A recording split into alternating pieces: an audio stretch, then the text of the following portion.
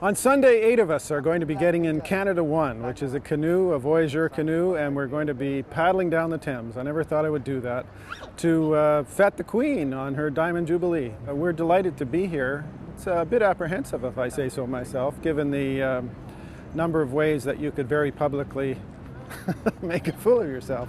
It's incredibly well organized. We're expected to be able to travel at 4 knots for a distance of some 11 kilometers, under I think 13 bridges, something like that.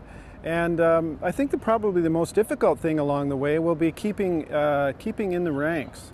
There is obviously an order when you put that many vessels in a very small river.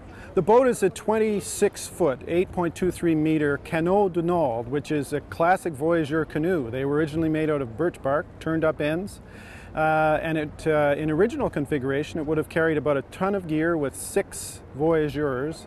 And the reason why it's an important craft to represent Canada is that this is a commercial vessel. It's been carrying the freight of Canada for 400 years. And in Canada in particular, though, it's a nation of rivers. And so not only are we celebrating the past and the historic routes that were used to carry furs and other commodities that created the transportation and communication routes across the country of old, we're also here to say Canada's still a nation of rivers, and it's a fabulous place to visit because those rivers are still available for doing this kind of activity.